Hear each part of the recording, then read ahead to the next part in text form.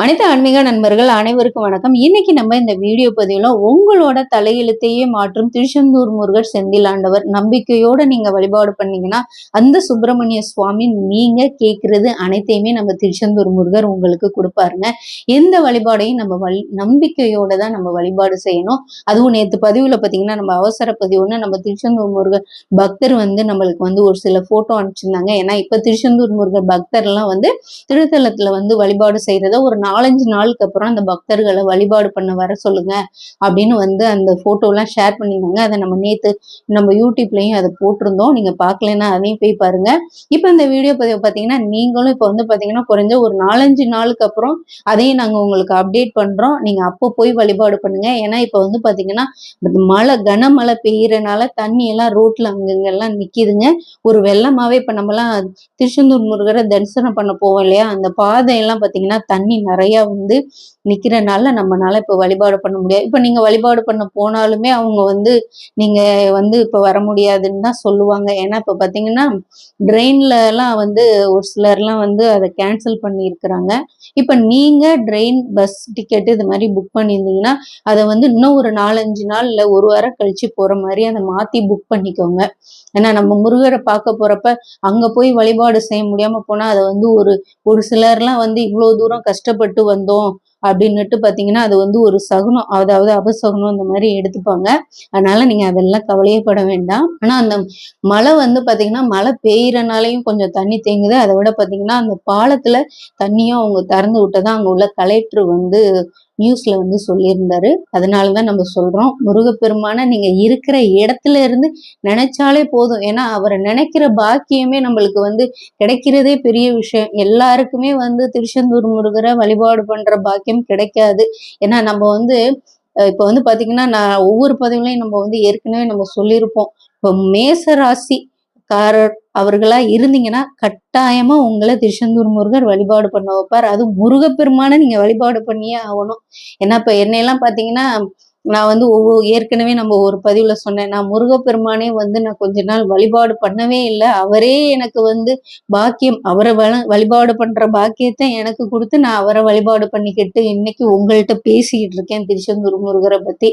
அதனால எந்த ஒரு நம்பிக்கையும் இல்லாம எந்த தெய்வத்தையுமே வழிபாடு பண்ணாதீங்க. ஏன்னா நீங்க நல்லவர்களா இருந்து உங்க மனசு ரொம்ப தெளிவா நீங்க இருந்து 4 பேருக்கு உதவி செய்யணும்ன்ற எண்ணம் இருந்து உங்களால மற்றவர்கள் வாழ்ற இடத்துல நீங்க இருந்தீங்கன்னா அந்த திருச்செந்தூர் முருகரே உங்களை வழிபாடு பண்ண வைப்பார். இதுக்கு பல உதாரணம், பல பக்தர்கள் இருக்காங்க. அதனால நீங்க உங்க வீட்டுல எளிமையான முறையில இந்த வழிபாடு செய்யுங்க. ஏன்னா நம்ம சொல்லுவோம், ஏன்னா தலையெழுத்த மாத்திரணும் அப்படின்னா எந்த கடவுள், நானும் எல்லா இஷ்ட தெய்வங்களையும் வழிபாடு பண்றேன், என்னோட தலையெழுத்து மாறுற மாதிரி இல்லை அப்படின்னு நீங்க நினைப்பீங்க.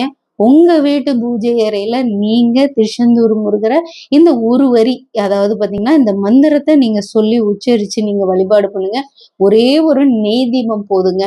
ஏன்னா நம்ம எதையுமே நம்பிக்கையோட தான் நம்ம செய்யணும். ரொம்ப நம்ம முருகப்பெருமான வழிபாடு பண்றதுக்கு ரொம்ப உகந்த நாள் பாத்தீங்கன்னா சஷ்டி தேதி, கார்த்திகை நட்சத்திரம். அதை விட பாத்தீங்கன்னா செவ்வாய்க்கிழமையில நீங்க இந்த வழிபாடை செய்யலாம். அதாவது இன்னைக்குதான் செவ்வாய்க்கிழமை, நீங்க வெள்ளிக்கிழமை செய்யலாம், வியாழக்கிழமை செய்யலாம். நீங்க இந்த வழிபாடை தொடர்ந்து செஞ்சுட்டு வந்தீங்கன்னா கண்டிப்பா உங்க வாழ்க்கையில பெரிய மாற்றத்தை திருச்செந்தூர் முருகர் கொடுப்பார். ஏன்னா நம்ம திருச்செந்தூர் முருகர்னு சொல்றோம். ஏன் பாக்கி முருகர்லாம் ஆறுபடை வீட்டுல உள்ள முருகருக்கெல்லாம் சக்தி இல்லையா? திருச்செந்தூர் முருகருக்கு தான் ரொம்ப சக்தி இருக்கா அப்படின்னு நீங்க நினைக்கலாம். திருச்செந்தூர் முருகரை நம்ம பல விஷயங்கள்ல நம்ம ஒப்பிட்டு நம்ம சொல்லவே முடியாது. அவ்வளோ சக்தி வாய்ந்தவர். அதுவும் கடற்கரை ஓரத்துல ரொம்ப அருகாமையில இருக்கிறார் நம்ம திருச்செந்தூர் முருகர். அவரை போய் நம்ம இறங்கி போய் தான் வழிபாடு பண்ணுவோம், ஏறிதான் நம்ம வழிபாடு பண்ணிட்டு வருவோம். அதுவே நம்ம வாழ்க்கையில பாத்தீங்கன்னா பெரிய வெற்றியை நம்மளுக்கு கொடுப்பார் நம்ம திருச்செந்தூர் முருகர்.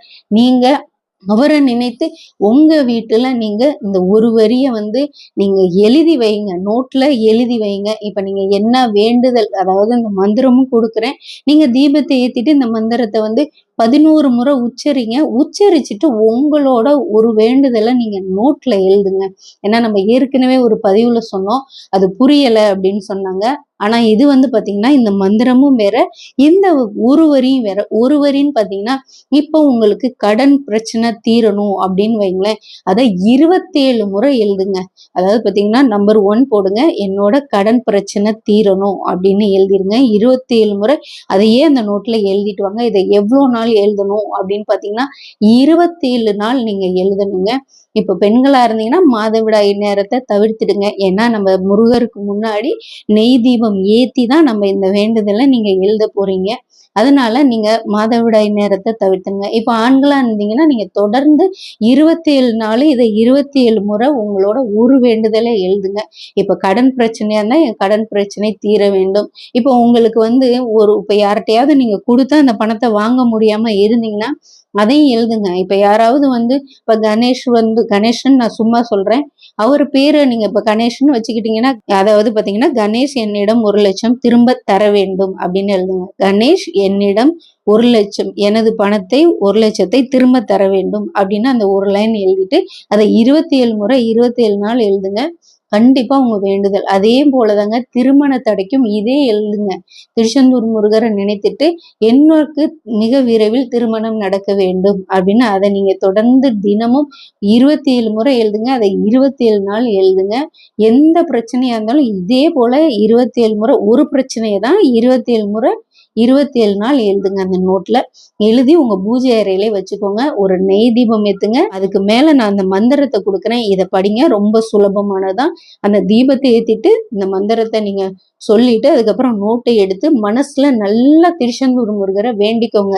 இந்த வேண்டுதல் மட்டும் நிறைவேறினா கட்டாயம் உன்னோட சன்னதிக்கு நான் வரேன், நான் அர்ச்சனை பண்றேன், இல்ல உன்னோட சன்னதிக்கு நான் உன்னை வழிபாடு பண்ணிட்டு கூட நான் வரேன் அப்படின்னு ஏதாவது ஒரு விஷயத்த நீங்க வேண்டுதல் வச்சுக்கோங்க. ஏன்னா இப்ப திருமண தடைக்கெல்லாம் நீங்க கண்டிப்பா ஒரு வேண்டுதல் வைங்க. குழந்தை பாக்கியத்துக்கும் இதே போல எனக்கு திருச்செந்தூர் முருகர் குழந்தை வரம் தர வேண்டும் அப்படின்றதையும் நீங்க தொடர்ந்து எழுதுங்க. நம்பிக்கையோட வழிபாடு பண்ணுங்க. இப்ப அதை காலையில எழுதணுமா சாயந்தரம் எழுதணுமானா உங்களுக்கு எப்ப நேரம் கிடைக்குமோ நீங்க அப்ப இந்த வழிபாடு செய்யுங்க. நம்பிக்கையோட செய்யுங்க. கண்டிப்பா திருச்செந்தூர் முருகர் நீங்க கேட்டதை கண்டிப்பா கொடுப்பாரு. ஏன்னா நம்பிக்கை ஒன்றுதான் நம்ம வாழ்க்கையில எப்பொழுதுமே நிலைத்திருக்கும். நீங்க நம்பிக்கையோட இதை செய்யும் பொழுது திருச்செந்தூர் முருகர் உங்களுக்கு உறுதுணையா இருந்து அவருடைய அருளை கண்டிப்பா உங்களுக்கு கொடுப்பாரு. மிஸ் பண்ணாம இந்த வழிபாடு நீங்க செய்யுங்க. உங்க வாழ்க்கையில பெரிய மாற்றத்தை திருச்செந்தூர் முருகர் கொடுப்பார். இந்த வீடியோ பதிவு உங்களுக்கு பிடிச்சிருந்தா நம்ம சேனலை நீங்க லைக் பண்ணி சப்ஸ்கிரைப் பண்ணிக்கோங்க. மறக்காம பெல் ஐக்கானை தட்டி விட்டுக்கோங்க.